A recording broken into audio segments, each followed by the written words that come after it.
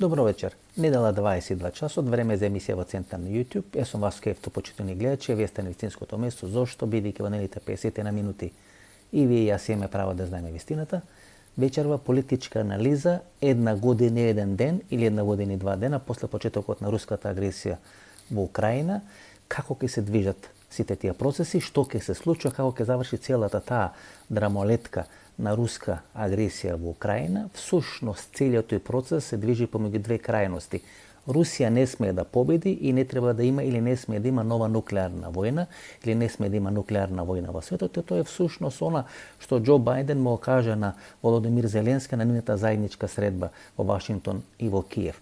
За сите кои сте мембарси или кои ја користат опцијата membership, вчера имаше вонредна политичка анализа, што се договара Зоран Заев, Димитар Ковачевски и Миле Зечевич во клубот на претениците или станите мемберси, ќе можете да гледате вонредната политичка анализа, а ние вечерва редовна емисија на тема една година после руската агресија во Украина.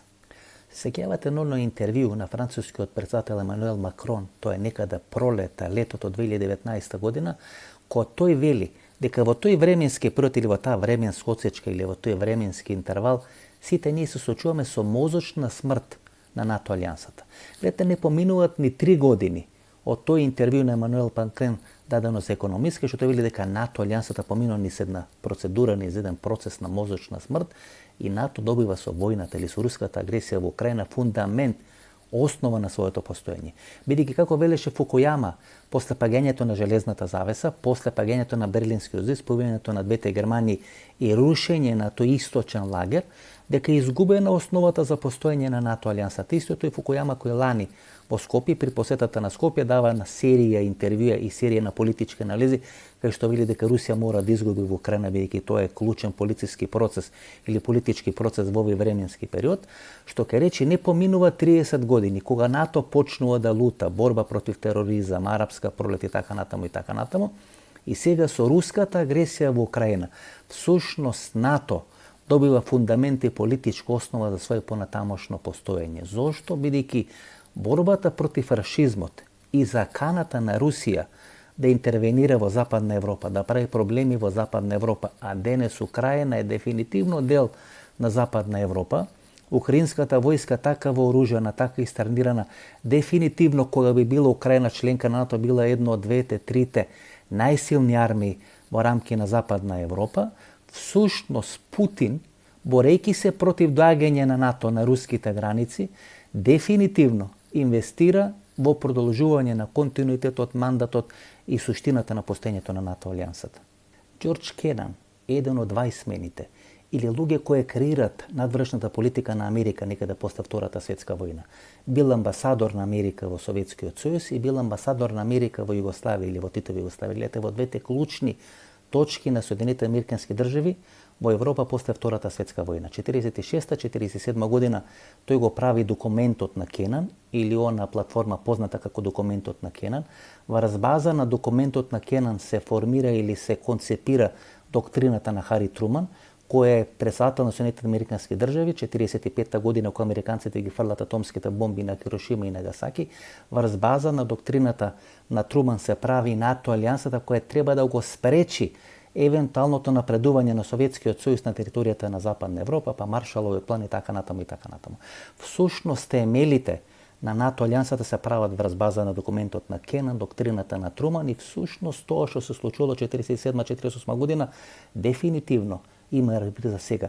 Кога сега со ова војна во Украина треба да се спречи евентуалното руско влијание во Средна Европа, во Западна Европа, и ако Русија ја добие војната против Украина, таа нема да заврши во Киев или во Украина, туку ќе биде нова реприза на 45-та година. И тоа што Сталин не го направи, застана пред портите на Австрија, пред портите на Франција и пред портите на Италија, дека Путин сега ќе го направи. Всушност, во време на корона кризата, кога Италија се прпелка низ оној процес на болно умирање во на Северна Италија, руската помош на Италија не оди преку Министерството за здравство, туку оди преку Министерството за одбрана и прв пат после формирање НАТО руски воен авион слетува на територија на држава на НАТО. Тоа беше во Северна Италија и руската хуманитарна помош всушност одеше како воена помош. Тоа е суштината. Тоа што сега на некаков начин ги поврзува Русија и Кина, бидејќи кинезите се плашат поради силното воено учество или било какво друго учество на Јапонија и на Јужна Кореја во функционирањето на НАТО, да не се направи некаков мост за формирање на НАТО во Пацификот и можно поврзување на НАТО, односно како Северноевропска алијанса со седиште во Брисел и некој азиско НАТО, всушност на тоа најмногу инсистира Франција поради нивните геополитички интереси во делот на Пацификот, каде што Франција од времето на Индокина секош имало не само колонијални, туку секаки други воени и економски претензии. Сорос во Минхен е дадо една изјава која мислам дека отсликува суштината на се оно што се случува во Украина. Дека Русија ќе изгуби војната во Украина и сите овие 14 или 15 држави кои настана после распаѓањето на Советскиот сојуз, кој Сорос го дефинира како руско царство, чекат што ќе се случи во Украина, навиват за руски пораз во Украина, бидејќи со руски пораз во Украина тие се ослободуваат од цврстата рака на Москва без разлика што се сега независни и самостојни држави. И дека поразот на Русија во Украина всушност ќе значи колапс на руското царство, така како што го замислува Владимир Путин, и со евентуален колапс на руското царство во војната во Украина всушност ќе биде ограничена, адаптирана и изгазена секоја руска иницијатива да представува загроза за интегритетот не само на Украина, туку да представува опасност за евентуално руска интервенција во Западна Европа. Затоа клучна порака ќе биде испратена со тоа кој ќе биде нов генерален секретар на НАТО. Бидејќи мандатот на Столтенберг веќе истекува, тој како што говорат или како што пишат норвешките медиуми веќе си има договорено да биде прв човек на Норвешката централна банка. Се спомнува многу имења како негов потенцијален наследник, па дури името на грчкиот премиер Мицотакис, меѓутоа во последно време во прв план излегува името на поранишниот британски премиер Борис Џонсон. Тој е човекот кој во време на неговиот премиерски мандат ја дава најголемата поддршка на Украина, прв оди во официјална посета на Украина и после паѓањето од премиерската функција на пуштање на Даунинг Стрит број 10, тој оди во работна посета на Украина. Доаѓањето на Борис Џонсон на чело на НАТО алијансата ќе значи дека битката или концепцијата, стратегијата на НАТО нема да биде само пораз на Русија на Руската Федерација во Украина, туку ќе биде обид за еден целосен колапс и девастирање на рашизмот како модел на општествено уредување не само во Русија, не само во Средна Азија, во Африка и во Јужна Америка, всушност како еден обид Русија и Кина да направат некаков пол на затворени општества, на затворени држави. Знаете, Индија, Бразил, може би сакале да припаѓаат на БРИКС како некоја економска категорија, како форма на економска соработка, но ниту Индија, ниту Бразил, ниту било која демократска држава, кај што властите се менуваат или се избират по пат на избори, не би сакала да биде составен дел на одреден систем на затворени општества, како путинизмот или како Кина, каде што една партија одлучува што ќе се случи во таа држава. Всушност изборот на Борис Џонсон ги турка Кина и Русија кон затворени општества како одредени осовини на, како да го наречеме, политички примитивизам, на одредени политички форми на владење, кои не се иманентни на 21. век.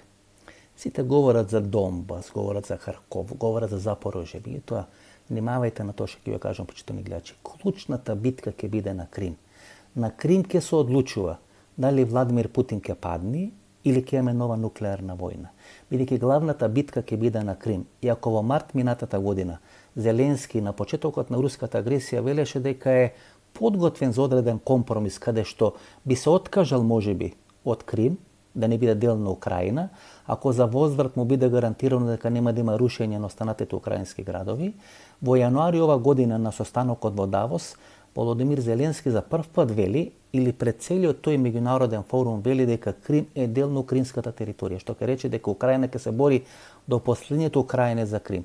И де факто битката или војната за Крим ќе биде суштината на целата руска агресија во Украина, бидејќи руската агресија не започна на 24 февруари 2022 година. Туку започна десетини години или 2014 година, значи 8 години претходно со руската инвазија на Крим, каде што е центарот на таа руска поморска флота или Севастополј, Всушност, почетокот на кризата во Украина 93-94 година преку Јури Мешков, независна или автономна република Крим, почнува тамо, значи некаде пред 30 на години. Тоа е руска геополитика. Тоа е руски концепт, руска стратегија од која русите тешко се откажуваат. Сега Владимир Путин смета дека треба да ги исправи историските грешки на Ленин и на Сталин. Значи, гледате, која своја историска роља си дава. Дека тие кои формирале современата руска држава или Советскиот сојуз, кој подоцна прераснува во некое комунистичко руско царство, направиле грешка со тоа што на Украина и дозволиле да биде формирана украинска независна држава, дека Путин 70 години после нив ќе исправи таа историска грешка.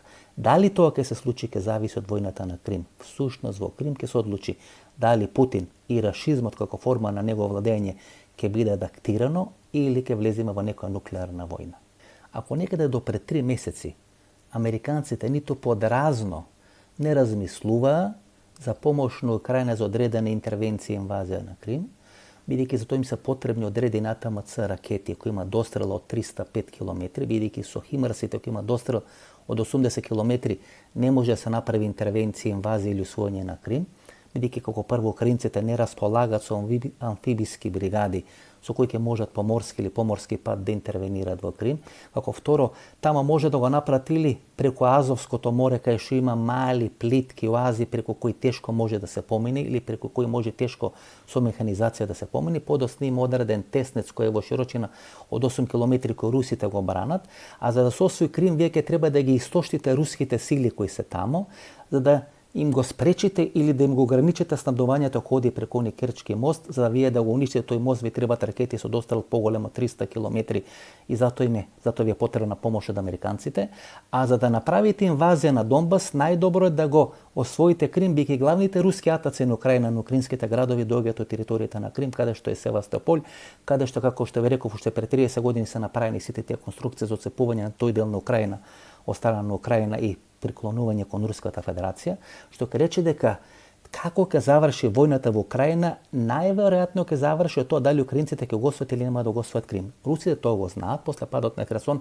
всушност тие сакат да го обезбедат Крим, да го обезбедат снабдувањето на Крим и затоа им е неопходно да извршат интервенција во Приднестровје. Знаете да е различна од украинската одбрана. Па ако дојде Крим во опасност да не може територијата на Крим да се напаѓа Украина, тоа да се прави или од Белорусија, каде што е многу фрагилна власта на Лукашенко и може лесно да се случи ако Лукашенко влезе во војната во Украина, а располага со слаба армиска концепција, слаба армиска сила, да дојде до преврат во Белорусија и на тој начин Русија да ги изгуби двете словенски држави кои настана после распадот на Советскиот сојуз, тоа Украина и Белорусија, и како компензација за Крим, за евентуално копнен носач на авиони со кои ќе се напаѓа украинска територија, да служи Приднестровје или составен дел на Молдова. Всушност, денешната Русија или денешната Руска Федерација предводена од Путин во многу наликува на Советскиот сојуз во време на Хрушчов и многу повеќе или највеќе во времето на Брежнев. За разлика од тоа време кога се појава Горбачов, сега нема воопшто на видикот човек кој може да го глуми Горбачов во рамки на Руската Федерација, бидејќи сите кои се споменуваат како потенцијални наследници на Путин се уште поголеми јастреби во споредба со Путин и тоа е веројатно американската дилема. Дали ако Русија биде поразена во војната во Украина, кој ќе дојде на чело на Руската Федерација или ќе биде газда во Кремљ? Дали може да се случи една поразена, уништена Руска Федерација кој се уште располага со нуклеарно оружје, да биде предводена од некој лудак од филмовите со Джеймс Бонд и наместо Владимир Путин кој се заканува но никош не употребува нуклеарно оружје, на чело на Руската Федерација да дојде човек кој ќе може да го употреби тоа руско оружје. Односно, Русија или Руската Федерација денес наликува на Советскиот сојуз од времето на Леонид Брежнев и војната која ја организират или која ја имаат во Авганистан. Иако војната во Авганистан беше почетокот на распадот на Советскиот сојуз, многу лесно може да се случи војната во Украина да биде почетокот на распадот на Руската Федерација, односно тој процес на фрагментација на Советскиот сојуз да не заврши со формирање на 15 подсоветски републики, денес независни држави, туку да заврши со фрагментација на самата Руска Федерација. Всушност, војната во Украина наликува, во многу наликува на војната на просторот на поранешна СФР Југославија. Гледате, тука имаме 3 балтички републики, Летонија, Литванија и Естонија, кои се отцепуваат од Советскиот сојуз, меѓутоа тама нема руска интервенција. Значи нешто слично на отцепувањето на Словенија. Тама Анте Марковиќ, а не Слободан Милошевиќ, испраќа војската за да може да ги обезбеди југословенските граници. Затоа велам, војната во Украина наликува на војната во Хрватска и војната во Босна и Херцеговина. Зошто? Бидејќи таму живее во најголем дел или живееше на тие територии или на делови на Хрватска и на Босна и Херцеговина, делови на српското население. Што ќе речи дека Русија интервенира во Украина, бидејќи Украина и Белорусија, како што вели Шоле Ницин, се делови на тој словенски свет, бидејќи еден од, како би рекол јас, идеолозите на рускиот империализам, без разлика што еден од најпознатите руски писатели, де факто смета дека треба да дојде до распад на Советскиот сојуз, сите кои се неруско и несловенско население да им биде дозволено да излезат од Советскиот сојуз, да формираат независни држави, меѓутоа Белорусија и Украина како словенско население и словенски држави да бидат составен дел на новата руска држава. Нешто слично сега во Украина се случува на тоа што се случи во Хрватска и во Босна и Херцеговина. Како заврши војната во Босна и Херцеговина и во Хрватска? Во Босна со Дејтонскиот мировен договор, која Босна е формирана како одредена држава составена од две федерации, Република Српска и Федерацијата помеѓу хрватите и босанците или хрватите и бошњаците, а во Хрватска војната завршува со одредена САО крајина во Книн и одредена Источна Славонија. 2 или 3 години хрватите со помош на меѓународната заедница, исто како и босанците и хрватите со помош на меѓународната заедница, се подготвува. 95-та година хрватско-босанските сили доаѓаат до предградието на Бања Лука, а 95-та година се случува Олуја, после која капитулира Клин. По капитулацијата на Клин капитулира Источна Славонија. Значи, нешто слично може да се случи сега во Украина. Да биде формирана некоја Дејтонска Украина, да биде формирана Украина кај што делови на Крим и Источен Донбас или Донбас да бидат составен дел на Руската Федерација, се до формирање на некоја нова украинска влада, одредени промени во Русија, слабење на Руската Федерација, по 2, 3 или 5 години тие анектирани делови на Украина да се вратат кон матицата на Украина со центар во Крим, или евентуално русите да победат и тогаш веќе нема да биде пораз на Украина, туку ќе биде пораз и одредена загроза за целата западна цивилизација. Почуни гледачи, Путин се коцкаше со Вагнер, со Евгени Прижогин, односно човекот кој формира таа групација Вагнер и кој е татко на лабораторија на тролови со седиште во Сан Петербург, преку кој всушност вршат контрола или спроведат одредена рашистичка политика на интернет мрежите. Тој се коцкаше со Вагнер, бидејќи Украина тогаш можеше да избере помеѓу две опции. Прво, да не се спротистави на Вагнер, односно да му дозволи на Вагнер да освои одредени градови во Донбас и тоа да биде искористена за една значајна, респектабилна руска кампања дека ја победили, дека е спречена украинската контраофанзива, дека Украина е пред капитулација така натаму, или да му спротистават на Вагнер делови на елитни украински единици, да не ги користат тие украински единици за одредена противофанзива во текот на пролетните месеци, да жртвуваат одреден број на луѓе, меѓутоа да ја спречат руската пропаганда дека победат во Украина. Путин краткорочно добива, се коцка со Вагнер, ја спречува украинската интервенција или контраофанзива која почва некаде крајот на есента и почетокот на зимата, прави одредени територијални победи, тоа не се драматични освојување на украинска територија, меѓутоа за некакви мини пропагандни цели може да бидат искористени. Меѓутоа среднорочно Вагнер се претвара во Путинов Аркан, или тоа што беше Аркан за Слободан Милошевиќ, ќе биде Вагнер за Владимир Путин. При тоа Вагнер има две можности кои му стојат на располагање, или неговата судбина ќе оди во два правци, ќе заврши како Аркан, како непосакован сведок на Путиновата интервенција во Украина, или ако не заврши како Аркан, тогаш Путин ќе заврши или како поранешните украински председатели кои добија азил во Руската Федерација, односно ко Слободан Милошевиќ, на кој му беше ветено дека ќе добија азил во Руската Федерација, тој одби заврши во Хаг, или ќе заврши како Борис Јелцин, некој ќе му тропне на врата, на полнок на Нова година ќе излези пред камерите на руската телевизија и ќе каже дека од здравствени или било какви други причини се повлекува од функцијата. Следете ги бројките, почитни гледачи. Бидејќи од бројките, читајте од парите, ќе заврши или ќе зависи кој ќе победи во војната во Украина. Ако се сеќавате или сте гледале филм, сте читале книги, можете да прочитате на Википедија, можете да прочитате на порталите, небитно, можете на порталот Центар да прочитате. Она германска офанзива пролет 1918 година веќе за разлика од Втората светска војна која веќе после 42-43 година се знае кој ќе биде победник, кој ќе биде губитник на Втората светска војна. Во Првата светска војна тоа е на клацкалица тамо се некаде до пролета 1918 година кога е големата пролетна офанзива на германците и крахира одеднаш германската машина бидејќи нема пари, нема енергија, нема гума, нема храна. Русија нема да се соочи со тој проблем. Русија има енергија, има храна, меѓутоа Русија нема луѓе. Повеќе од 700.000 млади луѓе емигрира од Русија после почнување на агресијата во Украина и Русија нема пари. Ако рускиот БДП во текот на минатата година не падна за 10 до 12% како што проценува американците или меѓународната заедница, во почетокот на оваа година или во јануари, после ограничувањето на цената за продажба на руската нафта, приходите од енергенција во рускиот буџет се намалија за 46%. Тоа не може да го издржи руската економија, тоа не може да го издржи Владимир Путин. Може би Владимир Путин да ја зголеми цената на нафтените деривати, таа наместо сегашни 60, 70, 80 долари да биде 200 долари, меѓутоа на тој начин нема да ги казни државите на Западна Европа, ќе казни Индија, Кина и Турција кои се најголеми купувачи на руска нафта. Односно тоа се трите држави најмногу со помош на Кина и на Турција со кои Русија ги изигрува санкциите кои се наметнати на Руската Федерација од страна на меѓународната заедница.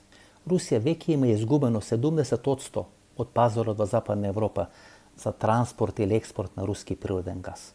И дополнително губење на пазари во Индија, во Кина и во Турција на руски нафтени деривати ќе го донеси Путин во ќош да не може да ја финансира руската агресија во Украина. Не само да не може да ја финансира руската агресија во Украина, туку да не може да спроведува да врши шверц на одредени полупроводници кои во најголем дел се произведуваат или во Јужна Кореја или во Тајван, тоа да го прави со посредство на Турција, со посредство на Кина или со посредство на Иран. Затоа русите сега се вртат кон кинеско оружје, бидејќи кинезите притиснати од американците, кога е направен тој нов кинески зид околу Кина, кој почнува од Јапонија и завршува тамо доле до Индија, тогаш Кина, па да речеме и Турција, на некој начин се обврзани да помагаат на Руската Федерација, бидејќи Русија на тој начин со нафтени деривати инвестира во режимот на Реджеп Тајип Ердоган, на тоа му е неопходно да ги добие претседателските избори. Од друга страна, Иран се покажа како многу умешан во кршењето на санкции, тоа го прави повеќе од 20 години. И ако нешто и треба на Русија како одредена логистика и ноу-хау е логистиката на Иран, за да може да ги крши санкциите, бидејќи тие полупроводници кои се прават или во Јужна Кореја или во Тајван, во најголем дел, како разни полуфабрикати, како разни фалсификати може да ги добијат или преку Иран или преку Кина. Што сакаат русите? Русите сакаат да бидат третирани како суперсила. Тие де факто сега повеќе не се суперсила. Ниту војнички, тоа го покажа војната во Украина, ниту економски, ниту индустријски. По ниедна основа русите веќе не се суперсила или не се тоа што бе во време на студената војна. Тоа сакаат сега русите да го вратат со војната во Украина, бидејќи русите не сакаат да преговарат со Киев. Дури преговарање со Киев со посредство на Реджеп Тајип Ердоган, русите го доживаат како понижување. Тоа што русите сега го сакаат да преговарат со Соединетите американски држави. Американците да им гарантира дека тие се суперсила. Тоа е неопходно на Владимир Путин за да може таа приказна да ја продаде пред својот електорат, пред своите гласачи. Меѓутоа американците ниту подразно не се согласо да преговарат со Русија, да преговарат со Путин, да му дадат третман или статус на суперсила. Тие многу повеќе сакаат тоа да го доделат на Кина, а Русија да ја сведат на мала губернија на Кина или на помал брат во тој партнерски однос со Кина. И суштината на војната во Украина е како русите да ја натерат меѓународната заедница да преговара со нив. Тоа ќе го прават или преку закана со нуклеарно оружје, или ќе го прават со посредство на нивниот мек стомак или нивниот джепен играч, тоа е Виктор Орбан, кој е дел на НАТО структурите, дел на Европската унија, кој вели дека Русија не може да победи во војната во Украина, бидејќи цела западна алијанса, целиот западен свет е кренат и ја помага Украина во војната со Русија и Руската Федерација, но од друга страна Руската Федерација е нуклеарна суперсила и не може така да се однесува некој кон нуклеарна суперсила, бидејќи кога нуклеарната суперсила ќе биде донесена до зид, тогаш може да направи разни проблеми во светот, во светската економија, во светската политика. Де факто на тоа се светот денес Руската Федерација. Да се заканува, знаете како на мало овчарче, постојано да вика волк, волк, волк, и одеднаш кога ќе дојде волк, никој да нема кој може да го одбрани. Заканувајќи се со нуклеарно оружје, со одредени блокади на жито, на нафта, на природен газ и така натаму, русите го изгуби европскиот пазар, на пат се да ги изгубат пазарите во Индија и во одредени други држави кај што извезуват нафтени деривати, а ако вака продолжат, можат, како што сега стојат работите, драматично да изгубат војната во Украина. Во овие изминати 12 месеци, после почетокот на руската агресија на Украина, имаше 3 тези на кои најмногу коментиравте. Првата теза е дека Русија нема нафта. При тоа, никој паметен на светот нема да ви каже дека Русија не располага со нафта или Русија не располага со нафтени деривати и природен газ, бидејќи на тие силни неоѓалишта во Сибир, само глуп човек може да ви каже дека Русија нема нафта и природен газ. Поентата на кажаното е дека Русија има проблем, логистички проблем, како таа нафта и нафтени деривати да ги донеси до територијата на Украина, градот Буча, оние единици на руската армија кои требаше да влезат во Киев, кои требаше за 5 дена да влезат во центарот на Киев, на Мејдан и на бели или со бели ружи да го дочекат Путин како ослободител на Украина и како голем нов господар на Киевска Русија. И тоа беше проблем како да го направат. Значи, логистичкиот проблемот. Значи, тука не стана збор дека русите не располагаат со нафта или дека русите не располагаат со природен газ. Тие се едно од 5 држави во светот кои има најголеми наоѓалишта на нафта и природен газ. Проблемот беше дека русите не располагаат со соодветни логистички средства како таа нафта да ја донесат до руските војни единици, за да можат руските војни единици на најсоодветен начин да се спротивстават на украинската војска. Втората теза дека украинската земја и дека украинската клима, метеоролошките услови, не дозволуваат во одредени временски периоди, а тоа е периодот кога се одмрзнува украинската земја да се вршат одредени војни интервенции. Па гледате како заглавија руските тенкови во таа украинска црница или таа украинска плодна земја. Знаете, тоа е една чудна земја. Тамо да ставите кондура, ќе ви никни фабрика за правење на чевли. Јас таква црна земја неам видено во живот. Кога вие кажувате најави да станете на таа украинска црна земја, имате чувство дека тоните 1 или 2 сантиметри дојка ги кажувате најавите. Кога после март или април почнува процесот на топење на мразот и топењето на снеговите, односно завршува украинската зима, тогаш е речиси невозможно одредена механизација да може да се движи низ таа територија. Затоа и во војната во Украина, во Донбас, Крим, околу Киев, имате периоди кога можете да војувате и периоди кога не можете да војувате. Можете да војувате кога е зима, кога е замрзната таа земја, или во текот на лето кога нема кал на таа земја. И кога ви реков дека руската интервенција ако не заврши за 30 дена, тогаш ќе има проблем како да влезе во Киев, бидејќи ќе биде одмрзната украинската земја, тоа се покаже како точно знаете. Тоа е второто прашање. Првото прашање беше Русија нема нафта, тоа го објаснивме. Второто прашање околу украинската црница. И третото прашање дека Русија не располага со оружје. Располага Русија со оружје. Располага со огромни количества на нуклеарно и секакво друго оружје од времето на Советскиот сојуз. Русија не располага со чипови. Не располага со полупроводници кои се произведуваат во Јужна Кореја и во Тајван. Најголем дел од светската војна индустрија работи со тие полупроводници од Тајван и Јужна Кореја. Русија, немајќи ги тие полупроводници чипови, мора да купува на црно или од Кина, делумно од Турција, во најголем дел од Иран. Тоа се всушност трите тези околу кои најмногу полемизиравме, а де факто времето покаже или времето потврди дека тие тези што сум ги кажал во рамки на емисијата во Центар биле 100% точни. Да се вратиме на Сорос. За време на оној негов настан или настап на Минхенската конференција тој кажува две работи. Две работи кои се поврзани со Кина и кои се поврзани со Русија. Како прво, Русија ќе изгуби војната во Украина и како второ, Си Џинпинг нема да остани доживотно председател на Кина. Дека нулта ковид политиката на Си Џинпинг всушност го наруши кредибилитетот на Кинеската комунистичка партија и дека во мандатот на Си Џинпинг Кина не може ниту војнички, ниту политички, ниту индустријски да биде светска суперсила, односно нешто за што се залага Си Џинпинг и дека тоа всушност ќе го означи почетокот на крајот на неговата династија, неговото владење и дека пред Кина е еден многу неизвесен период. Ако Русија капитулира, а пред Кина е еден неизвесен период, а тоа се двете држави кои го претварат или кои го манифестират или го персонифицират проектот на затворено општество, кој нели е спротивставено на проектот отворено општество на Џорџ Сорос, без разлика како тоа извитоперено во Македонија во мандатот на Владе Милчин, всушност конфликтот во светот ќе се води помеѓу отвореното општество и затвореното општество, или тоа што го вели амбасадорот на Америка во Србија Кристофер Хил, поранешен амбасадор на Америка во Република Македонија, не е светот поделен, туку Русија и делумно Кина се изолирани, бидејќи цела западна алијанса, цел демократски западен свет е обединет во поддршка на Украина во војната против Руската Федерација. Политиката како кај нас, така во Америка, така и во Русија е некоја мешавина на мачоизам и на символика. И всушност преку таа мешавина се покажува кој е победник, кој е губитник во одредена политичка битка, вклучително и во одредена војна како што е војната во Украина. Ако минатата година Владимир Путин очекуваше во ова време минатата година дека после 5 дена на руската агресија во Украина ќе влезе на бел конј во Киев и ќе ослободи Украина од неонацистичката власт, тоа не се случи. Тоа сега го направи Џо Бајден. И Џо Бајден всушност со својата минатонеделна посета на Киев покажа две работи. Како прво дека се уште способен не само да биде председател на Америка, туку е најави својата номинација за нов председателски мандат, кој ако го заврши до крај ќе има 86 години, бидејќи пред посетата на Украина имаше 6 часовна лекарска контрола која покаже дека е способен целосно да обава председателската должност.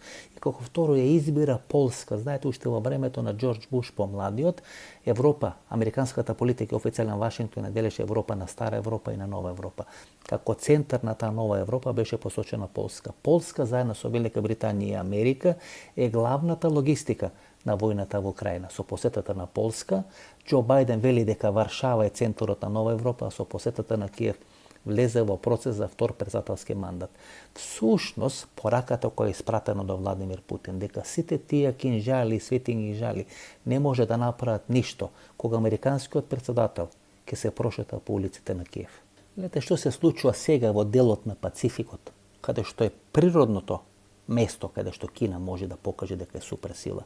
Тоа е природната позиција на Кина. Сите тие држави би требало да гравитираат околу некоја држава која сака или која изразила одредени амбиции да биде суперсила. Меѓутоа, цел еден појас од Јапонија, сега Филипини, Брунеи, па тамо до Индија, е всушност нов кинески зид кој американците уште тамо далечно 1951 година како стратегија имаат замислено и сега ја спроведуваат. Последната шајка која ударена во ковчегот на тој нов кинески зид е промената на власта во Филипини. 4 или 5 нови бази американски ќе бидат градени на Филипини. Ако сте огледале филмот Офицер и джентлмен со Ричард Гир во главната улога, еден период од својот живот Ричард Гир живее на Филипините. Бидејќи Филипините се клучна држава во Јужното Кинеско море. Ти имаат одеден конфликт со Кина, иако меѓународниот суд на правдата во Хаг има пресудено во корист на Филипините, Кина не ја признава таа одлука и сега Филипините тамо доаѓа до промена на власта, синот на Маркос доаѓа на чело на филипинската држава и тој прави нов историски договор со Соединетите американски држави. 4 или 5 нови американски бази ќе бидат изградени на територијата на Филипини, нормално насочени кон територијата на Кина. Ако погледнете на географската карта, Јапонија, Тајван и Филипините се клучни држави преку кои американската геополитика ќе биде спротивставена на кинеската стратегија во наредните 20 или 30 години Кина да биде воена и политичка сила број 1 во светот.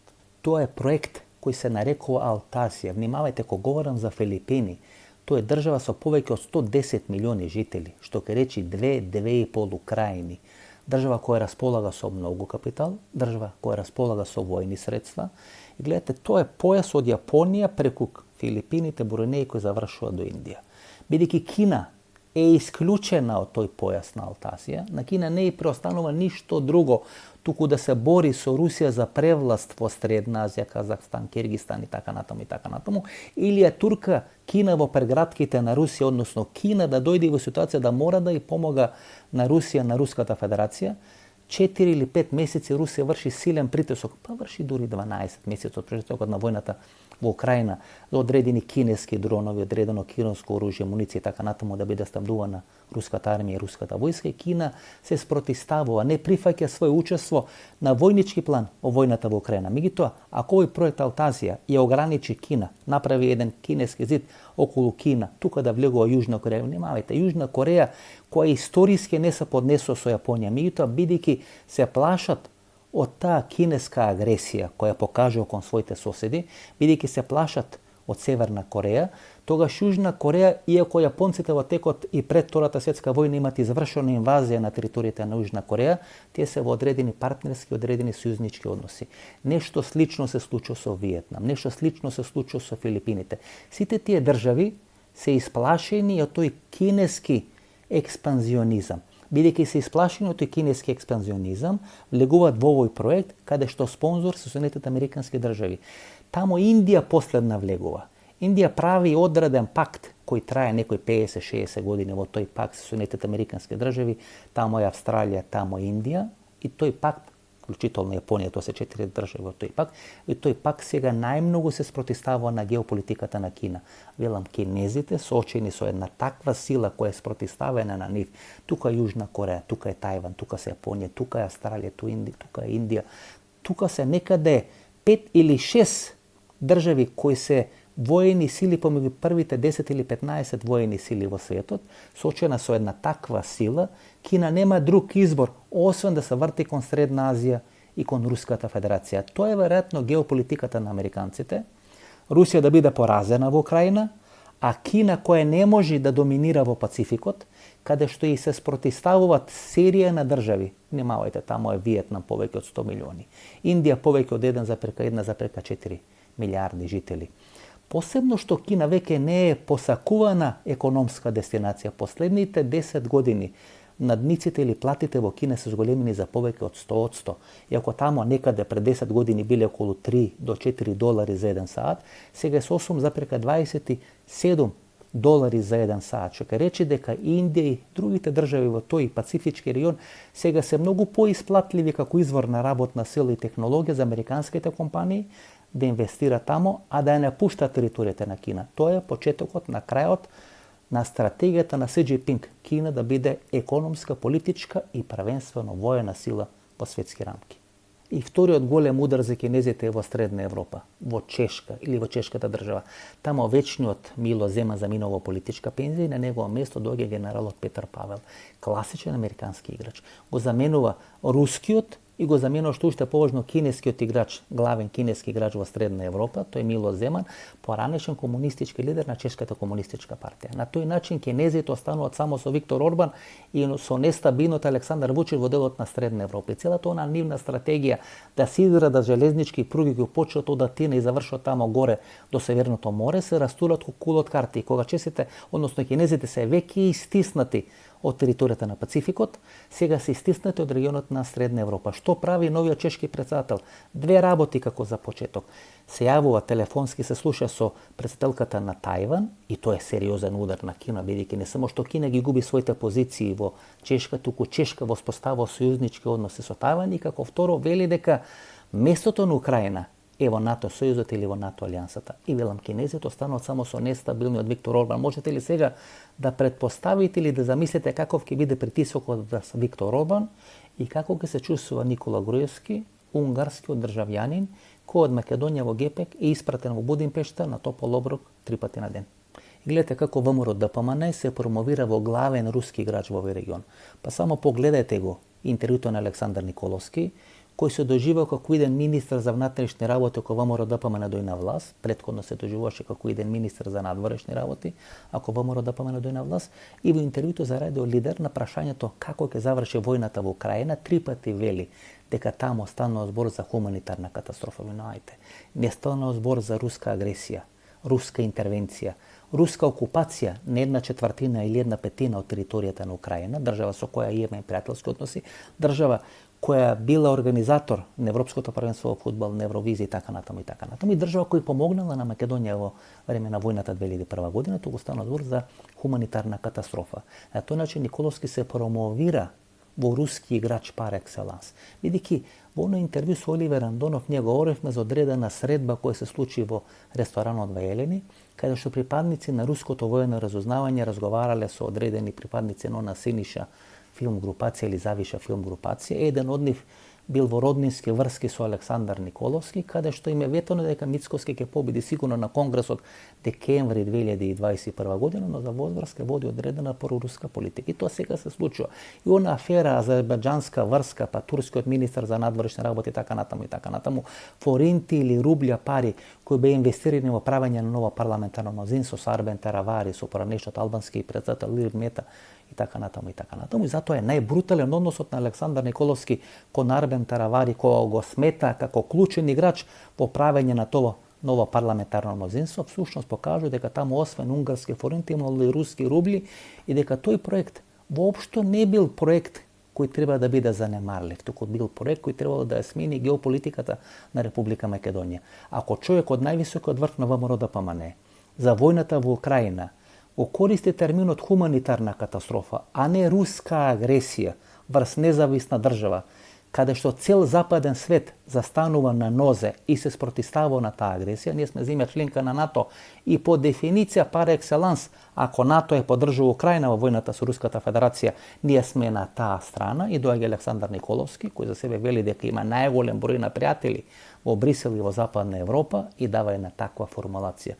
Со таква формулација, уште долго време ВМРО ДПМН не може дојде на власт, бидејќи на тој начин се промовира во еден од клучните, да не речам најголеми руски играчи во овој регион. И го имате Гергел Гуеш, кој е шеф на кабинет на Виктор Орбан. Тој е всушто со унгарската врска на Александар Николовски. Сите релации со Виктор Орбан ги прави преку него.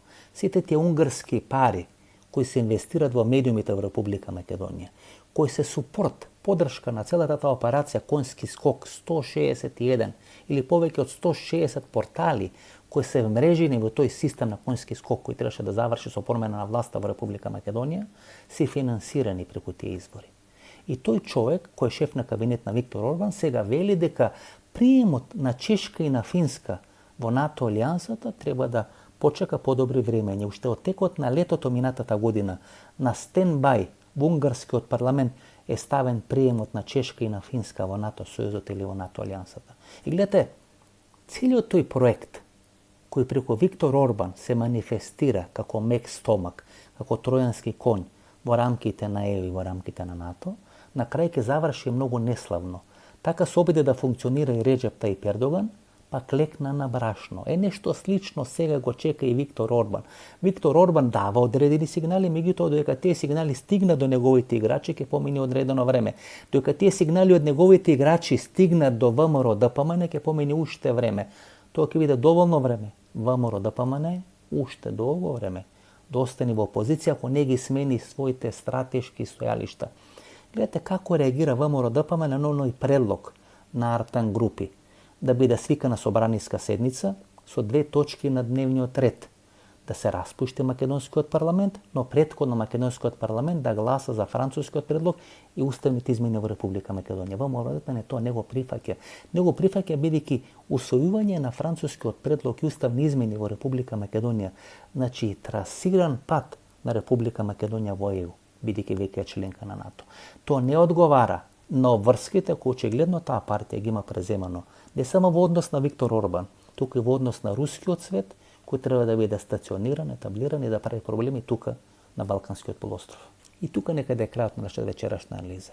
Тие што заборавија тоа што го кажав на почетокот, вчера имавме вонредна политичка анализа, сите кои се мембарси или ја користат опцијата мембаршип може да погледа таа политичка анализа со работа наслов што во клубот на пратениците разговара Зоран Заев, Димитар Ковачевски и Миле Зечевиќ односно одредена анализа на случувањата внатре во СДСМ. Денес анализиравме делови на тоа што се случува во ВМРО ДПМН или политиката или позицијата на ВМРО ДПМН во однос на украинската криза и како таа политичка партија, односно македонската опозиција, се промовира во клучен играч на рускиот свет во овој дел на Европа или во нашиот регион. Тука некаде е крајот на нашата вечерашна политичка анализа на тема една година од руската агресија во Украина, како ќе заврши таа дрмолетка во Украина помеѓу две крајности. Русија не може и не сме да победи во Украина и не сме да се случи трета светска нуклеарна војна. Помеѓу тие две крајности ќе се решаваат или ќе се расплеткуваат работите во Украина. Овде е крајот на нашата вечерашна политичка анализа, ново дружење, четврток 22 часот до четврток од 22 часот. Пријатна вечер Македонија, каде да си.